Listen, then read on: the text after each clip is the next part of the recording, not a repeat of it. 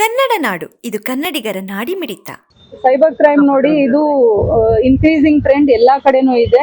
ಬಳ್ಳಾರಿ ಅಂತಷ್ಟೇ ಅಲ್ಲ, ಇಡೀ state wide, nation wide ಕೂಡ ನಮಗೆ I4C ಇಂದ ಕೆಲವು ಎಮೋಗಳು ಬರ್ತಾ ಇರುತ್ತೆ. ಹೊಸದಾಗಿ ಬರ್ತಾ ಇರುವಂತಹ ಎಮೋಗಳೇನಿದೆ, ಸೈಬರ್ ಫ್ರಾಡ್ ಮಾಡ್ತಾ ಇರುವಂತದ್ದು. ಯಾಕಂದ್ರೆ ಒಂದೇ ತರದ ಎಮೋ ಅಲ್ಲಿ ಮಾಡೋದಿಲ್ಲ, ಅವರು ಹೊಸ ಒಂದು ಇದರಲ್ಲಿ ಚೀಟಿಂಗ್ ಮಾಡುವಂತ ವ್ಯವಸ್ಥೆ ಮಾಡ್ಕೊಳ್ತಾ ಇರ್ತಾರೆ. ಇತ್ತೀಚೆಗೆ ನಾವು ನೋಡ್ತಾ ಇರುವಂತದ್ದು ಕೆಲವೆಲ್ಲ ಇನ್ವೆಸ್ಟ್ಮೆಂಟ್ ರಿಲೇಟೆಡ್ ಬರ್ತಾ ಇದೆ. ಈ ನಿಮ್ಮ ವಾಟ್ಸ್ಆಪ್ ಮುಖಾಂತರ ಕೆಲವು ಸ್ಟಾಕ್ ಲಿಂಕ್ ಕಳಿಸ್ಬಿಟ್ಟು ಸ್ಟಾಕ್ಸ್ ಅಲ್ಲಿ ಇನ್ವೆಸ್ಟ್ ಮಾಡಿ ಅಂತ ಹೇಳುವಂಥದ್ದು, ಅದ್ರ ಪ್ರಕರಣಗಳು ಹೆಚ್ಚಾಗ್ತಾ ಇದ್ದಾವೆ.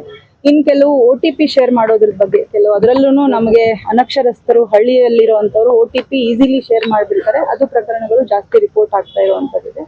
ನಾವು ಬಂದಂಗೆ ಎಲ್ಲ ನಮ್ಮ ಏನು 1930 ಮತ್ತೆ ಪೋರ್ಟಲ್ ಅಲ್ಲಿ cybercrime.gov.in ಅಲ್ಲಿ ಬರ್ತಾ ಇರುವಂತ ಎಲ್ಲಾ ಪ್ರಕರಣಗಳಲ್ಲಿ ಕಂಪ್ಲೇನೆಂಟ್ಸ್ ನಾವು ಅಪ್ರೋಚ್ ಆಗ್ತಾ ಇದ್ದೇವೆ. ಮತ್ತೆ ಇಮಿಡಿಯೇಟ್ ಆಗಿ ಸೀಸ್ ಮಾಡ್ತಾ ಇರುವಂತದ್ದಿದೆ ಅಕೌಂಟ್ಗಳನ್ನ. ಅಮೌಂಟ್ ಏನಾದರೂ ಅದರಲ್ಲಿ ಬಾಕಿ ಆಗಿದ್ರೆ ಅದನ್ನ ರಿವರ್ಸ್ ಮಾಡ್ತಾ ಇದ್ದೀವಿ. ಬಟ್ ಕೆಲವೊಂದ್ ಸರ್ತಿ ಏನಾಗುತ್ತೆ, ಗೋಲ್ಡನ್ ಅವರ್ ದಾಟಿ ರಿಪೋರ್ಟ್ ಆದಾಗ ನಮಗೆ ಯಾವುದೇ ಮೊತ್ತ ಸಿಗೋದಿಲ್ಲ. ಅಂದ್ರೆ ಏನು ಚೀಟ್ ಮಾಡಿರ್ತಾರೆ, ಆ ದುಡ್ಡು ನಮಗೆ ಇರೋದಿಲ್ಲ, ಅಕೌಂಟ್ ಅಲ್ಲಿ ತೆಗೆದುಬಿಟ್ಟಿರ್ತಾರೆ. ಸೊ ಅಂಥದ್ರಲ್ಲಿ ಸ್ವಲ್ಪ ಸೆಕೆಂಡ್ ಥರ್ಡ್ ಲೇಯರ್ ಹೋಗುವಂಥದ್ದು ಕಷ್ಟ ಆಗುತ್ತೆ. ಬಟ್ ಜನರು ಎಚ್ಚೆತ್ಕೊಳ್ಬೇಕು. ಯಾವುದೇ ಕಾರಣಕ್ಕೂ ಯಾವುದೇ ಅನ್ನೋನ್ ನಂಬರ್ ಇಂದ ಮೆಸೇಜ್ ಬಂತು ಅಥವಾ ಲಿಂಕ್ ಬಂತು ಅಥವಾ ಯಾವುದೋ ಒಂದು ಕಾಲ್ ಬಂದಿದೆ ಅಂದ್ರೆ ತಮ್ಮ ಕ್ರೆಡೆನ್ಶಿಯಲ್ಸ್ ನ ಕೊಡುವಂಥದ್ದು ತಪ್ಪು. ಇದ್ರ ಬಗ್ಗೆ ಅವೇರ್ನೆಸ್ ಕೂಡ ನಾವು ರಿಪೀಟೆಡ್ಲಿ ನಮ್ಮ ಸೋಷಿಯಲ್ ಮೀಡಿಯಾದಲ್ಲಿ ಹಾಕ್ತಾ ಇದ್ದೇವೆ. ಇನ್ನೂ ಹೆಚ್ಚಿನ ಜಾಗೃತಿಯನ್ನ ನಾವು ಮಾಡ್ತೀವಿ. ಸಮಗ್ರ ಸುದ್ದಿಗಳಿಗಾಗಿ ತಪ್ಪದೆ ನೋಡಿ ಕನ್ನಡ ನಾಡು ವಾಹಿನಿ.